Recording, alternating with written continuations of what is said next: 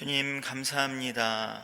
조금 더 일찍 어두워지는 때이지만 주님을 향한 마음 하나 밝히며 저희 모였습니다. 함께 드리는 찬양과 간구 주님 홀로 받아주시고 험한 세상을 살아가는 저희에게 위로와 용기를 허락해 주옵소서. 모든 간구 우리를 사랑하시어 이 땅에 오신 예수 그리스도의 이름으로 기도드립니다. 아멘.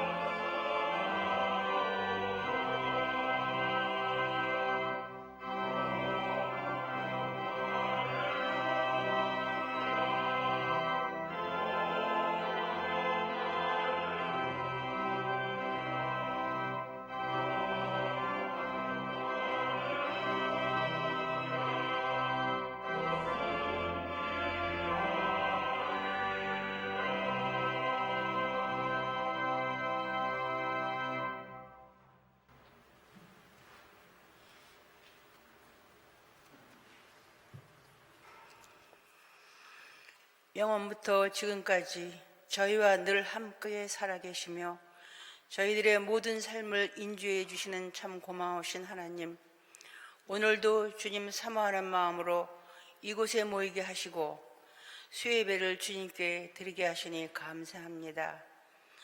연약한 저희들 늘 주님 말씀 따라 산다고 하면서도 세상 것만 바라보며 내 욕심만 따라 살았음을 고백합니다.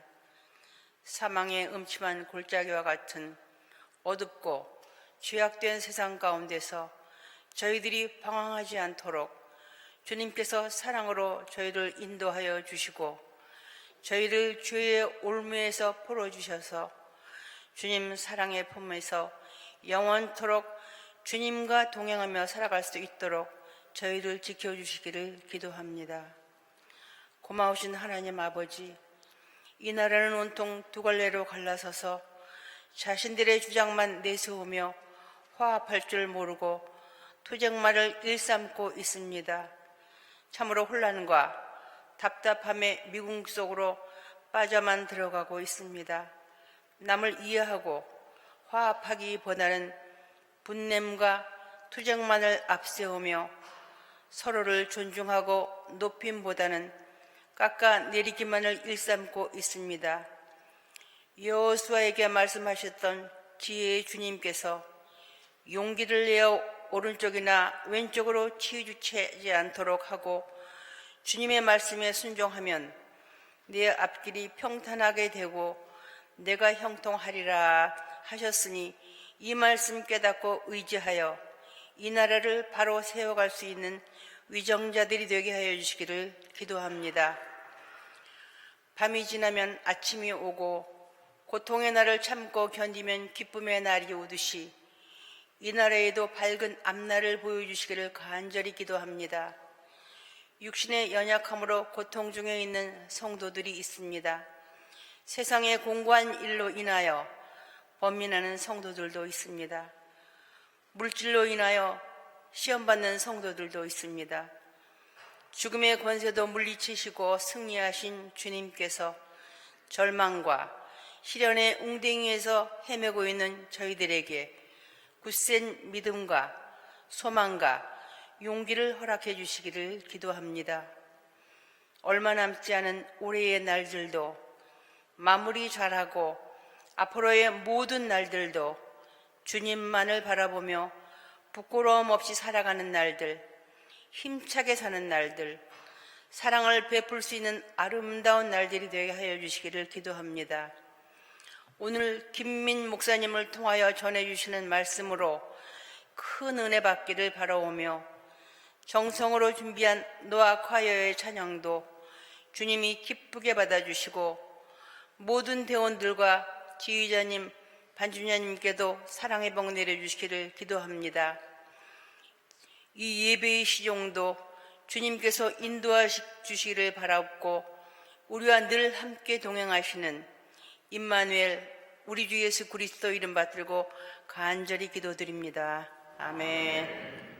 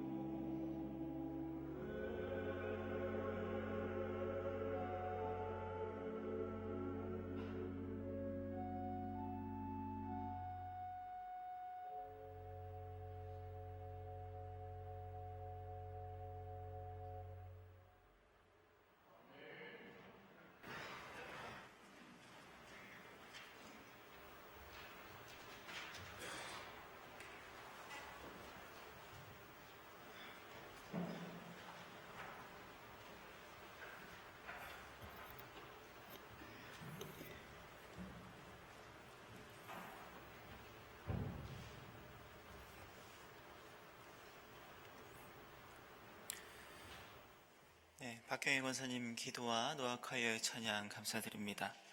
오늘 우리에게 주신 하나님의 말씀은 민수기 26장의 말씀입니다. 1절부터 65절까지 좀 깁니다. 좀 빠른 속도로 한 절씩 교독하시고 마지막 65절은 한 목소리로 함께 읽겠습니다. 연병이 지나간 뒤에 주님께서 모세와 아론의 아들 제사장 엘르아살에게 말씀하셨다.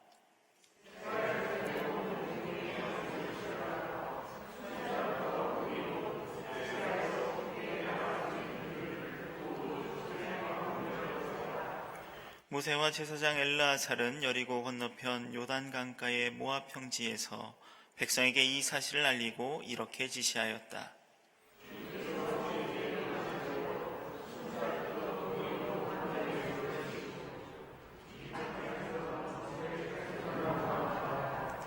이스라엘의 맏아들은 르우벤이다. 르우벤의 자손은 한옥에게서 난 한옥 가족과 발루에게서 난 발루 가족과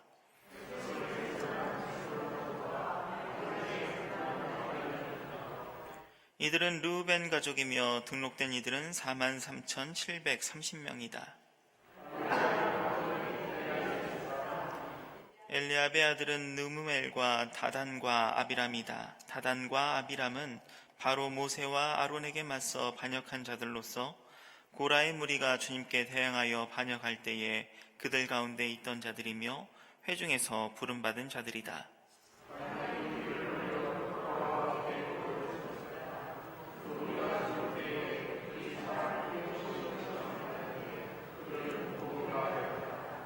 그렇지만 고라의 자손은 죽지 않았다.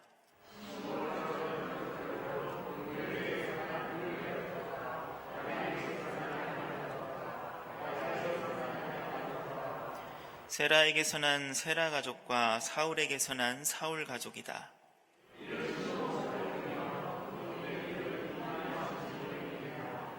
갓 자손은 가족별로 스본에게서 난 스본 가족과 학기에게서 난 학기 가족과 순이에게서 난 순이 가족과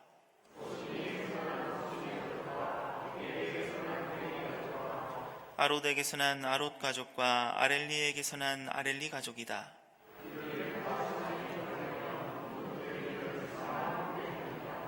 유다의 아들들은 에르와 오난이다. 에르와 오난은 가나안 땅에서 죽었다.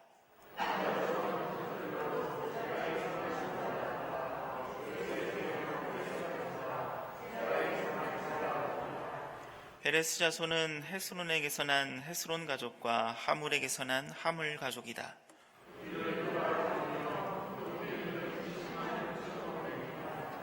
이사갈 자손은 가족별로 돌라에게서 난 돌라 가족과 부하에게서 난 분이 가족과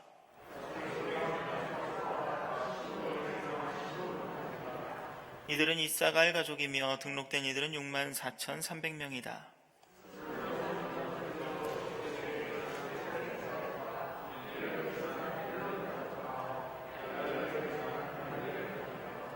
이들은 스불론 가족이며 등록된 이들은 65,000명이다.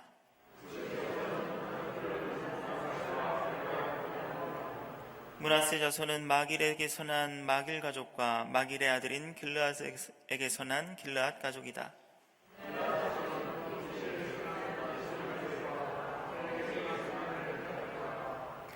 아스리엘에게서 난 아스리엘 가족과 세겜에서 난 세겜 가족과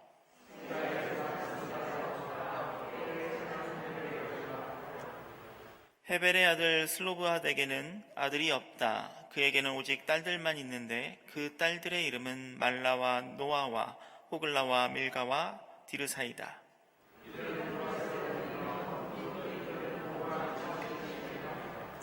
에브라임 자손은 가족별로 수델라에게서 난 수델라 가족과 베겔에게서 난 베겔 가족과 다한에게서 난 다한 가족이다. 이들은 에브라임 자손 가족이다. 등록된 이들은 32,500명이다. 이것은 요셉 자손을 그 가족별로 나누어 본 것이다.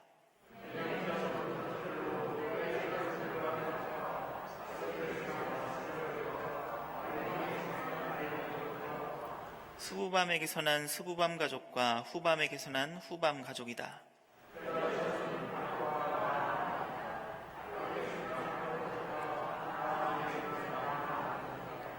이들은 가족별로 본 베냐민 자손이며 등록된 이들은 45,600명이다.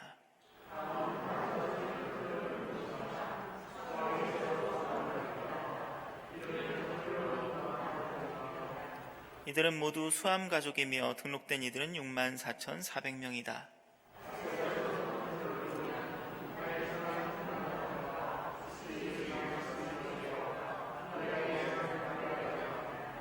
브리아 자손은 헤벨에게서 난 헤벨 가족과 말기엘에게서 난 말기엘 가족이다.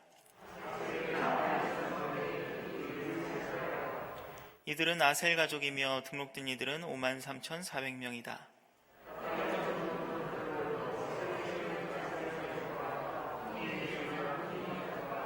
예셀에게서 난 예셀 가족과 실렘에게서 난 실렘 가족이다.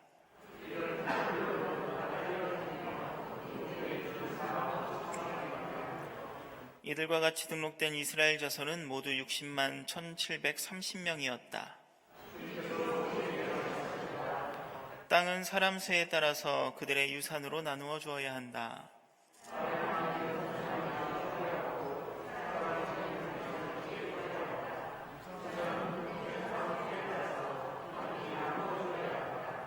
유산으로 받는 땅은 오직 제비를 뽑아 나누어야 하고 그들은 그것을 조상 때부터 내려오는 지파의 이름으로 물려받아야 한다.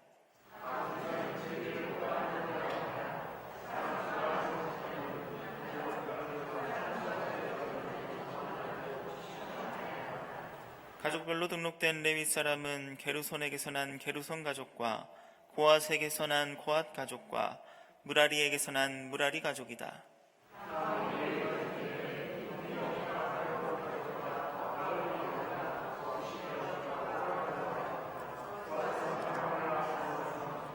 아므람의 아내의 이름은 요게벳인데 그는 레위가 이집트에서 얻은 딸이다. 요게벳은 아므람에게서 아론과 모세와 그 누이 미리암을 낳았다.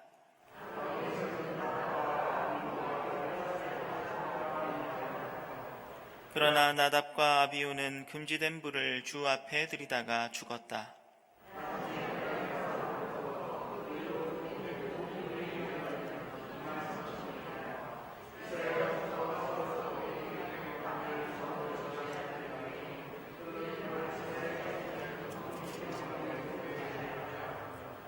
이들은 모세와 제사장 엘르아살이 여리고 맞은편 요단강가 모압 평지에서 이스라엘 자손의 인구를 조사할 때에 그들이 등록시킨 이들이다.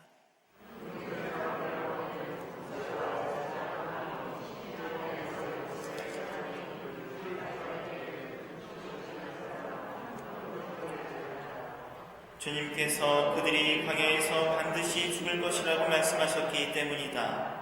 여분의 아들 갈렙과 눈의 아들 여호수아를 제외하고는 그들 가운데서 어느 한 사람도 살아남지 못하였다. 아멘. 오늘 민수기 26장은 민수기라는 이름처럼 또다시 수를 세는 모습을 보여주고 있습니다. 앞서 민수기 1장에서 2장까지에 나왔던 구조와 유사한 구조를 오늘 민수기 26장은 가지고 있지요. 먼저 수를 세는 때와 세는 곳이 드러납니다. 그 시간과 장소에서 하나님께서 모세와 그를 돕는 이들을 통해 전쟁을 감당할 사람 20세 이상인 사람들이 몇 명인지를 확인하라고 하십니다. 앞서 1장과 유사한 상황이지만 첫 인구조사와 지금의 인구조사는 완전히 다른 상황 속에서 진행되는 것을 우리는 이전의 과정을 통해 알고 있습니다. 약속의 땅을 향해 진군하려 정비를 마친 1장에서는 약속의 땅을 향한 희망에 찬 이스라엘의 모습을 엿볼 수 있습니다. 전쟁 영화에서 흔히 볼 수 있는 장면이지요. 사랑하는 가족, 연인과 안녕을 고하고 기세 등등하게 전장을 향하는 첫 장면 말입니다. 그 누구와 싸우더라도 이길 것 같은 모습이 민수기 첫 인구조사의 모습이었다면 오늘 본문 26장은 이미 수많은 전투를 통해 많은 전우들이 죽고 그 뒤에 남은 이들로 부대를 재편성하는 씁쓸한 장면을 떠올릴 수 있을 것입니다. 물론 이러한 모습은 마지막 컷의 행복을 위한 새로운 희망을 다짐하는 장면으로 사용되기도 하지요. 이러한 상황 인식을 아는 듯 오늘 본문 26장은 이렇게 시작됩니다. 연병이 지나간 뒤에. 1절의 시작부터 우리는 두 가지 중요한 키워드를 볼 수 있습니다. 하나는 연병이라는 단어이고 또 하나는 지나간 뒤에라는 문구입니다. 연병이라는 것이 뜻하는 것은 무엇이겠습니까? 연병이라는 단어는 병에 물드는 것, 그러니까 전염병의 약자입니다. 저는 여기서 병이라는 글자를 죄로 바꾸어도 의미가 크게 달라진다고 생각하지 않습니다.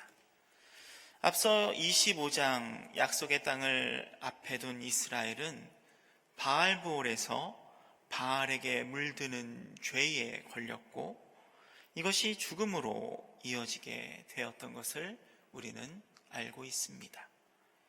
이와 함께 그 이전 출애굽 역사 가운데 하나님이 아닌 다른 것들에 이스라엘은 물들었었고 결국에 그 물들었던 것들 때문에 많은 죽음들을 겪었던 것을 오늘 본문은 연병이라고 말하고 있습니다. 불평, 불순종, 원망으로 점철된 이스라엘의 출애굽은 이미 이집트의 10가지 재앙, 유월절, 홍해에서의 탈출 등 하나님의 은총 그 모두가 이스라엘의 마음속에서 사라지고만 병든 상태였다는 것입니다. 이러한 절망적인 상태의 클라이막스가 바알볼 사건이었습니다. 어느새 깊이 스며들어서 회개해야 할 순간에도 회개하지 못했던 시므온 가문의 시므리처럼 이스라엘은 생명으로 돌이켜야 할 때가 왔음에도 불구하고 죽음으로 깊이 물들어 있었던 것으로 보이는 것이 바로 25장의 사건입니다. 그러나 우리가 이 연병 외에 1절 전반부에서 놓치지 말아야 하는 두 번째 키워드가 있습니다. 바로 지나간 뒤에라는 문구입니다. 일반적으로는 뭐뭐 후에라는 의미를 가진 이 아하르라는 단어는 접속사로 아주 많이 사용되는 단어입니다. 공간적으로는 말단이나 극단, 그러니까 끝에 있는 것을 의미하고요. 시간적으로는 마지막, 다른 말로 하면 그것을 끝으로 다음은 없는 종말을 의미하기도 합니다.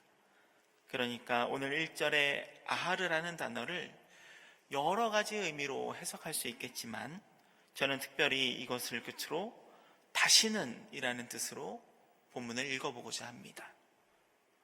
앞서 수없이 많이 그리고 반복적으로 물들었던 이스라엘의 죄가 25장까지는 있어 왔지만 이제 바알볼의 사건을 끝으로 26장부터는 다시는 이러한 죄가 이스라엘을 물들게 하지 못할 것이다 라는 의미로 말입니다. 25장과 26장은 이렇게 연병이라는 단어로 연결되어 있지만 의미상 마치 커다란 장벽을 세운 듯 단절되어 있는 것을 우리는 확인할 수 있습니다. 그래서일까요?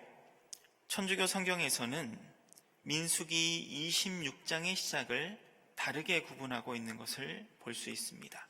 제가 읽어보겠습니다. 민수기 26장 1절 천주교 성경의 말씀입니다.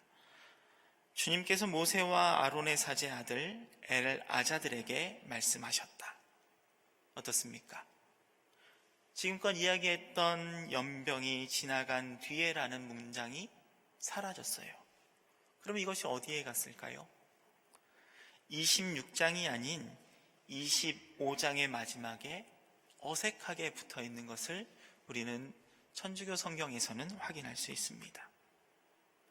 그 재난이 지난 다음으로 민수기 25장, 천주교 성경은 그렇게 끝난다라는 것이죠. 번역하는 원문의 차이 때문에 발생하는 것이 이유이긴 하지만 이렇게 분명한 구분도 저는 나쁘지 않은 번역이라고 봅니다. 더 적나라하게 표현하면 새 시대의 첫 문장이 아닌 구시대의 마지막 문장으로 이 연병이라는 것이 사용되어서 흔적조차 남기지 않은 완벽한 과거로 이스라엘의 죄는 묻어져 버리는 겁니다. 그렇게 옛 것은 가고 새 것, 아니 새로운 이스라엘이 26장부터 시작되는 것이지요. 그 새로운 이스라엘의 시작은 주님의 부르심으로부터입니다.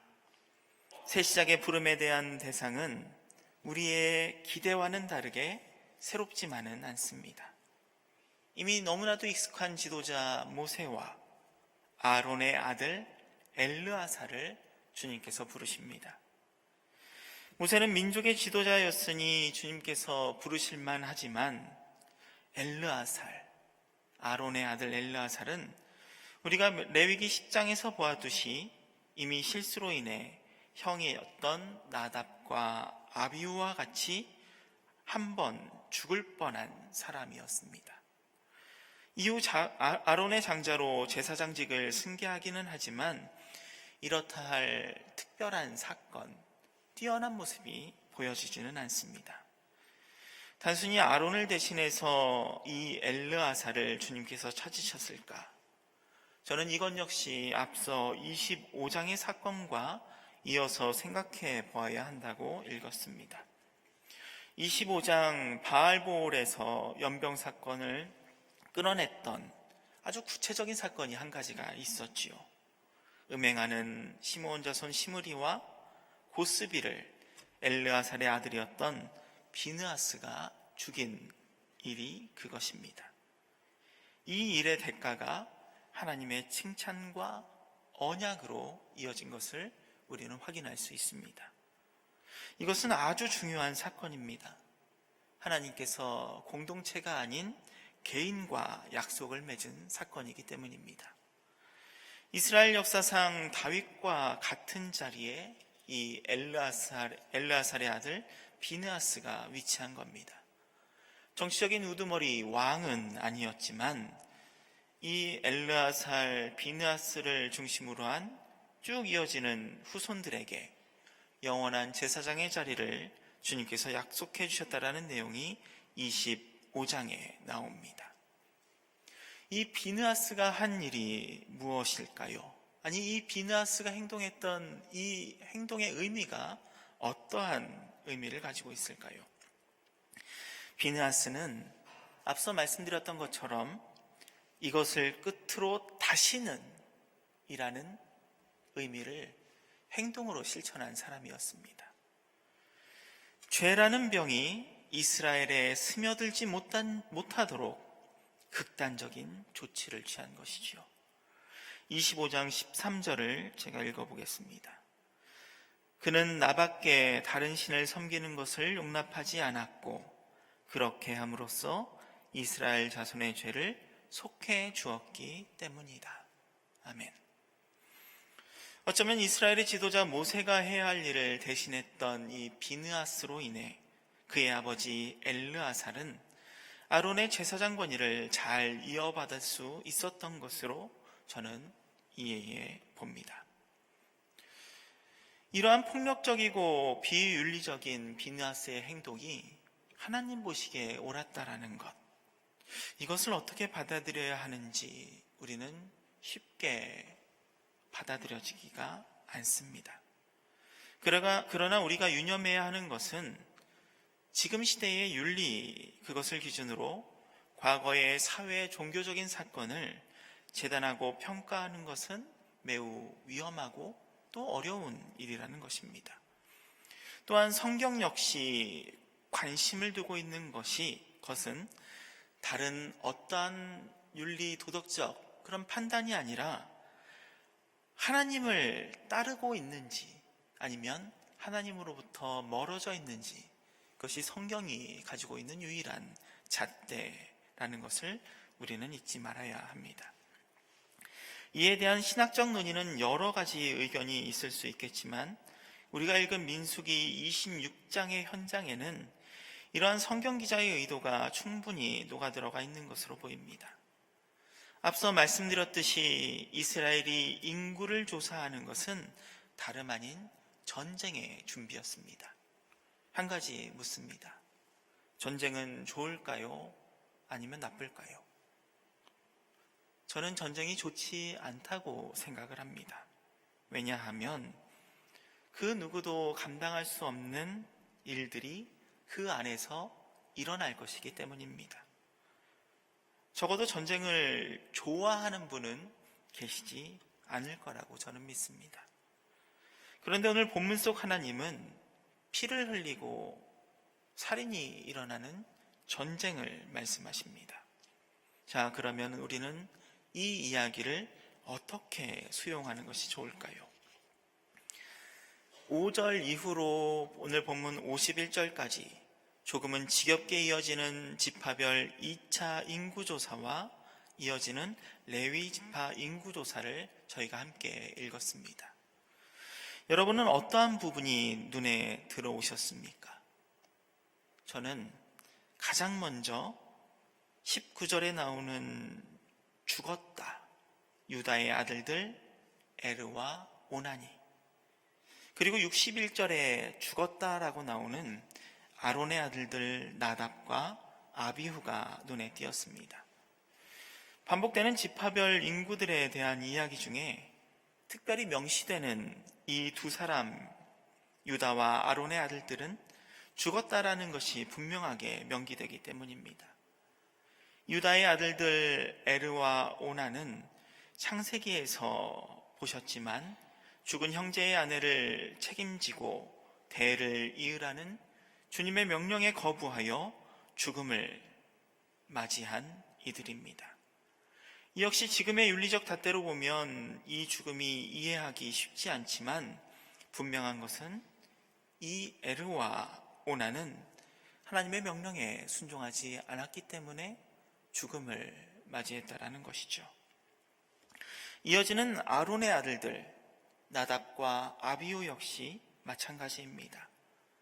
오늘 보면 61절에서는 금지된 불을 주 앞에 들이다가 죽었다라고 되어 있는데 레위기 10장에는 조금 더 구체적인 설명이 붙어 있습니다. 주님께서 명하신 것과는 다른 이라는 수식이 붙어 있어요. 아니, 불에 어떤 것은 옳은 불이고 어떠한 것은 나쁜 불이고 이러한 구분이 있을까요? 이러한 이유로 죽임을 당한 사건을 우리는 이해하기 쉽지 않습니다. 이 역시 분명한 것은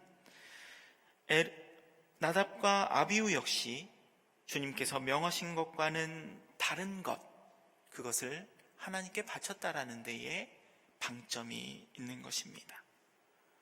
하나님께서 명하신 대로 행동하지 않는 것, 그것이 무엇인지는 중요하지 않고 하나님께서 명하신 대로 행동하지 않는 그것이 성경의 방점이라는 것입니다.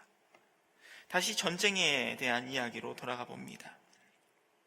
성경이 말하는 전쟁은 싸워서 무언가를 쟁취하는 개인적인 욕심이 들어가 있는 전쟁이 아닙니다.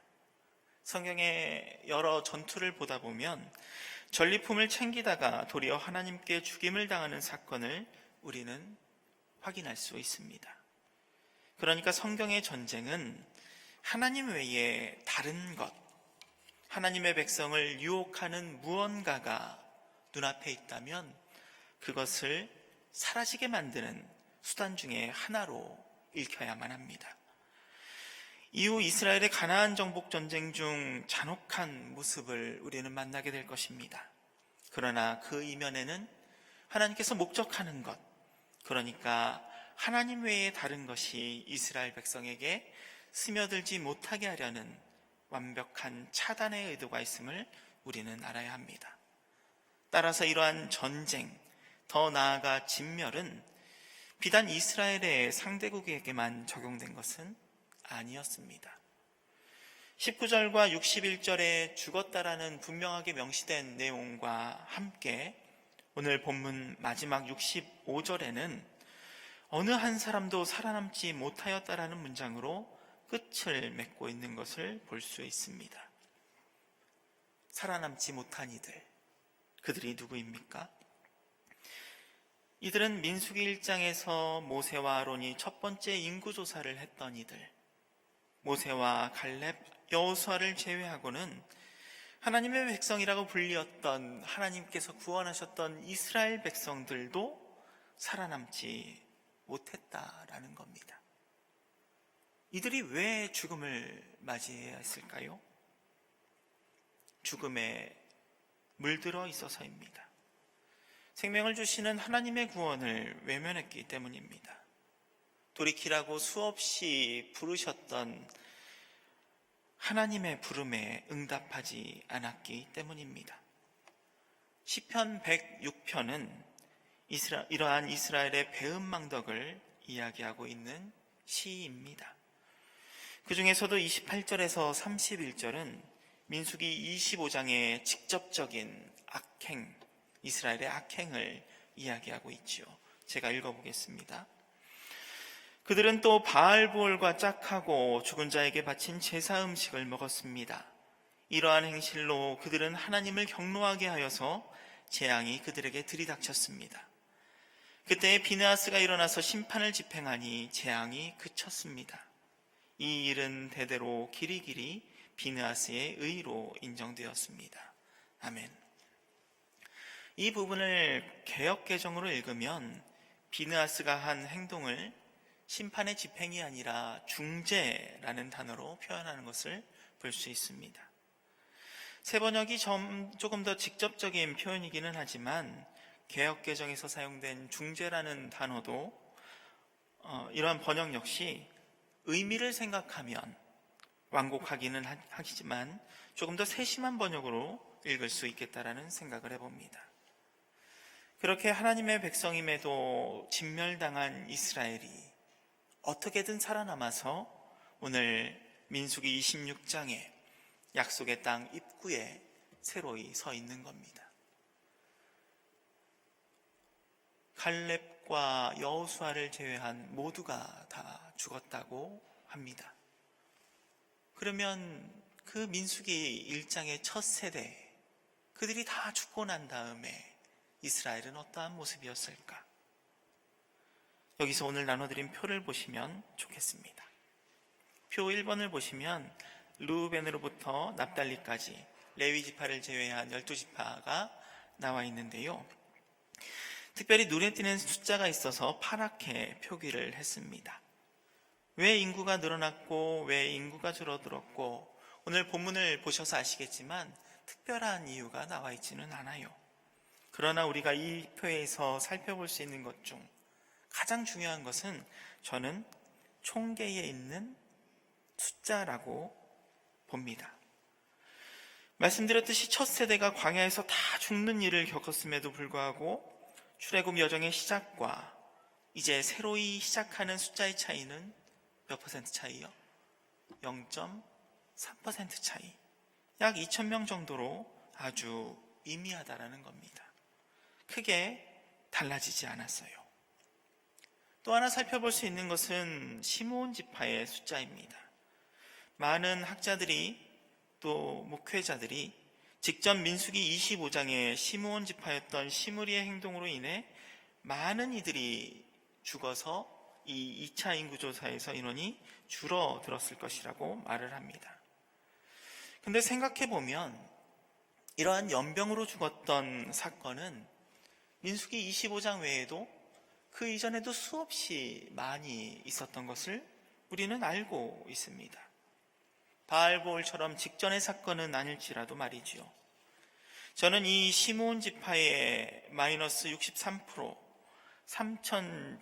37,100명의 숫자가 줄었다라는 것 역시 조사하는 시점의 문제이지 언젠가는 이 표에서 보이는 총계와 같이 주님께서 다시금 회복해 주셨을 것이라고 믿습니다. 그래서 찾아봤어요. 이후 땅의 분배가 끝나고 나서 사사시절 시므온 지파가 행동한 것이 나옵니다. 사사기 1장에 나오는데요, 시므온 지파는 유다 지파와 함께 스밧에 사는 가나안 족속을 진멸시키는 일을 행했다라고 나옵니다. 앞서 민수기 25장에서 바알볼에서 바알에게 유혹당해 행동했던 시므온 지파와는 다른 모습을 보여주고 있는 것이죠. 사사기 1장 17절은 이 스밧 지역을 호르마라고 명명하였다라고 기록하고 있습니다. 호르마, 어디서 들어보신 지명이지 않습니까? 민수기 14장과 21장에 두 번에 걸쳐 등장하는 이 호르마라는 지역은 하나님의 명령을 따를 때와 따르지 않았을 때 이 지명의 의미가 어떻게 달라지는지를 잘 보여주는 장소로 등장합니다. 이렇게 시므온은 구시대를 지나 새로이 하나님의 명령을 따라 생명을 향하는 자리에 서 있습니다. 아직은 그 60%가 채워지지 않았지만 주님의 명에 따르는 모습으로 이들은 이루어낼 수 있었다라는 것이죠. 이것은 오늘 본문 속에서도 이미 그 징조를 읽을 수 있는 부분이기도 합니다. 죽었다,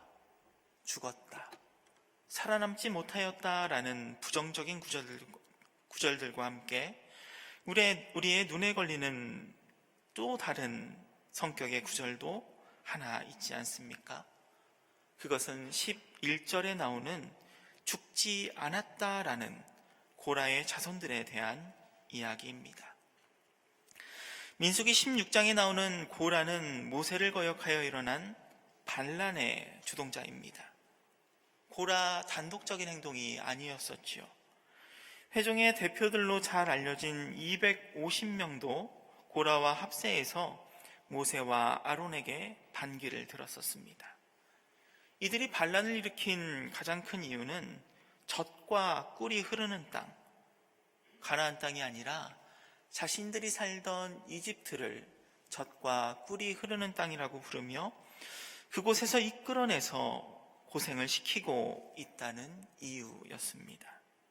그런데 이 출애굽은 모세와 아론이 시작한 일이 아니잖아요. 하나님께서 행하신 일이었습니다. 그러니까 고라는 모세와 아론 넘어 하나님께 반란을 일으킨 겁니다. 결국 고라를 따르던 사람들이 땅에 삼켜지고 회중의 대표 250명도 불에 타 죽고 맙니다. 반란을 일으킨 사람들, 죽는 것이 당연하지요. 그런데 정치, 사회, 종교적으로까지 용서받을 수 없는 분명한 죄를 지었음에도 불구하고 오늘 본문에서 고라의 자손들은 죽지 않았다라고 특별히 기록하고 있습니다. 성서학자들은 이들이 아버지 고라의 죄에 반응하지 않았기 때문이라고 말을 하지만 솔직히 쉽게 이해가 되지는 않습니다. 어떻게 살아남았을까? 그런데 이렇게 이해하기 어려운 것은 어쩌면 출애굽 사건 그 과정 전체일지도 모르겠습니다. 우리가 읽었던 출애굽의 시작부터 레위기, 민수기까지 오면서 우리가 보았던 이스라엘의 모습은 이렇게 속썩이고 배은망덕하면 제가 하나님이면 그냥 놔버렸을 것 같아요. 포기하면 되는 거잖아요. 너네 알아서 살아라. 이게 가장 심플한 답일 겁니다. 그런데 주님은 끝까지 포기하지 않으시고 사랑해 주시고 자비를 베푸신다는 겁니다. 이러한 사랑에 대해 아까 소개해드렸던 시편 106편의 기자는 또 이렇게 고백을 합니다. 주님께서는 그들을 여러 번 건져주셨지만 그들은 자신들의 생각대로 계속하여 거역하며 자신들의 죄악으로 더욱 비참하게 되었습니다. 그러나 주님께서는 그들의 부르짖음을 들으실 때마다 그들이 받는 고난을 살펴보아 주셨습니다. 그들을 위하여 그들과 맺으신 그 언약을 기억하셨으며 주님의 그 크신 사랑으로 뜻을 돌이키셨다라고요. 끝없는 사랑입니다. 하나님은 당신의 약속을 기억하시고 끊임없는 사랑을 우리에게 보여주십니다. 이스라엘 백성들이 1차 인구조사의 시절, 그러니까 주님께서 명하신 대로 다 행하던 그 시절 그 마음으로 가나안 땅까지 이어갔으면 참 쉽고 좋지 않았을까라는 생각을 해봅니다. 오늘 본문 26장, 다시금 수를 헤아려야만 하는 시절에 와보니 그 사이에 수없이 많은 이스라엘의 거역과 배반과 죄악이 보입니다. 그리고 그 때문에 이스라엘은 죽음과 생명 사이에서 줄타기를 하며 걸어가고 있는 것이죠. 사랑하는 여러분, 성경은 어제의 이야기를 통해 오늘을 사는 방법을 일러주고 내일을 가늠하게 만드는 책입니다. 광야에서 살고 또 죽었던 이들의 이야기는 오늘 하루 더 죽음에 가까이 다가가는 우리가 어떻게 영원한 생명에 있다 살 수 있는지를 일러주고 있는 것이죠. 저는 그 어떻게가 주님 안에서 자유하는 것이라고 믿습니다.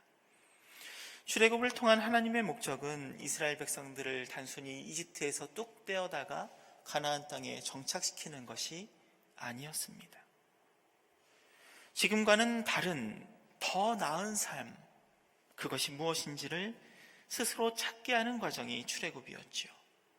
하지만 출애굽 시절 이스라엘 백성은 노예로 살던 이집트를 그리워하며 자발적인 종의 모습까지 드러내고 있었던 것입니다. 자유한 상황이 되었음에도 불구하고 그들의 마음에는 자유가 없었던 것입니다. 미국의 정치철학자 마이클 왈저는 이러한 이스라엘의 모습을 보며 이집트라는 제국의 그림자가 이스라엘 역사 속에서 지워지지 않았다라고 이야기를 합니다. 이집트를 대신하는 새로운 제국들 혹은 수많은 다른 유혹들이 눈앞에 있을 때 이스라엘은 거절하지 않고 그 유혹에 따라갔거든요. 이러한 이스라엘의 모습은 너무나도 분명히 자유하지 못한 모습을 보입니다. 더 나아가 이스라엘이 구조를 갖추게 되고 왕국을 이루게 된 후에는 과거 이집트의 모습을 그들 스스로가 이스라엘이 똑같이 따라가는 모습을 보입니다. 하나님 아닌 많은 숫자에 매몰된 모습, 그 모습, 하나님의 나라, 하나님의 백성과 상관없는 세상의 모습을 이스라엘이 똑같이 따라가고 있었다는 것이죠. 이에 대응하여 일어나 경고한 사람들이 예언자들이었고요.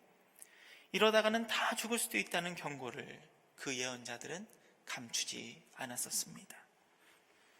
그렇게 이미 많은 경험과 반성에도 불구하고 역사 속 죽음의 그림자는 사라지지 않아 보입니다. 첫 번째 인구조사, 두 번째 인구조사, 이후 성경에서 역사로 이어지는 이 땅의 시간 가운데 주님께서 얼마나 많은 인구조사를 하셨을까? 그 인구조사를 우리는 감히 헤아리고는 있을까? 이런 생각을 해봅니다. 사랑하는 여러분, 오늘 민수기는 완치되지 않고 때만 되면 재발하는 연병의 잠복을 끊어내라고 명령하고 있습니다.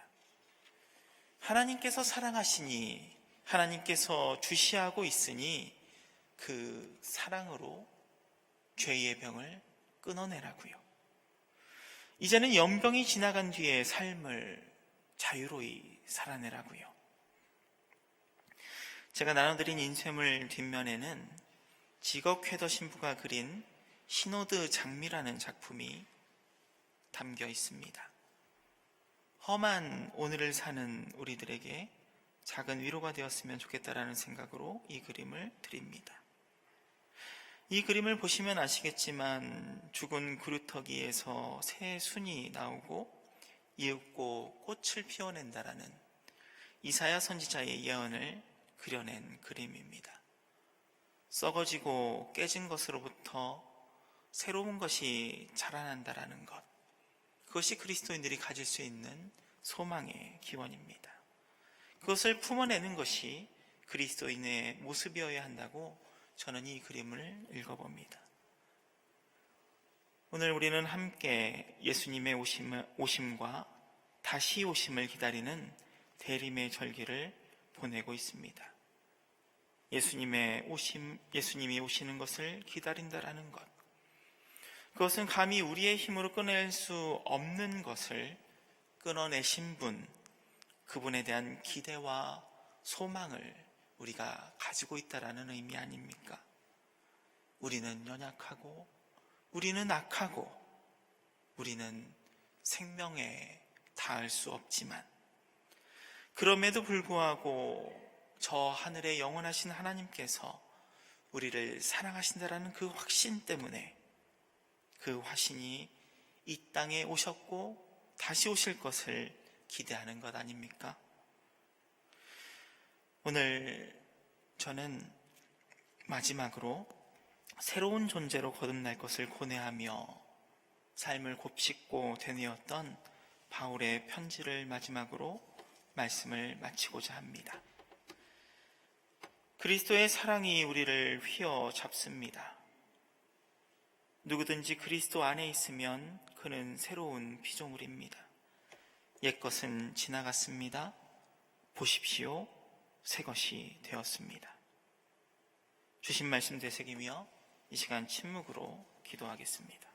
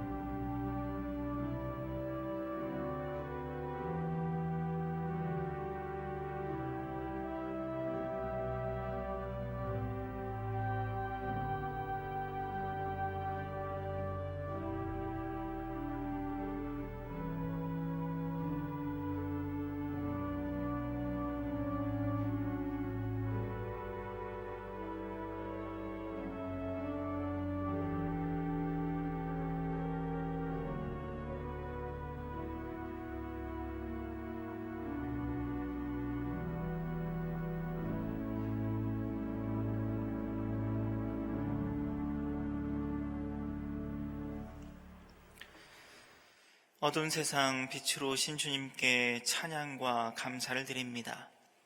주님 아닌 다른 것에 둔 저희 마음을 돌려 주님께로 향하기 원하오니 저희 마음을 다잡아 주시고 받아 주옵소서.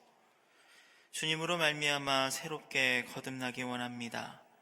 이미 저희에게 스며든 죽음의 그림자를 물리칠 수 있는 용기와 지혜를 허락해 주옵소서. 모든 강구 우리를 사랑하시어 이 땅에 다시 오실 예수 그리스도의 이름으로 기도드립니다. 아멘.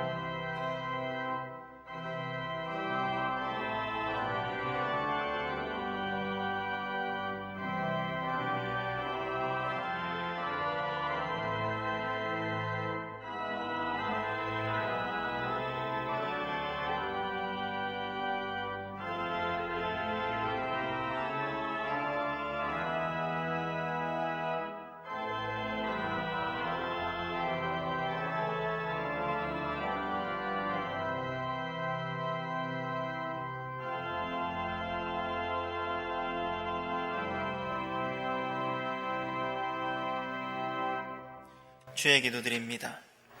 하늘에 계신 우리 아버지여, 이름이 거룩히 여김을 받으시오며 나라가 임하시오며 뜻이 하늘에서 이루어진 것 같이 땅에서도 이루어지이다.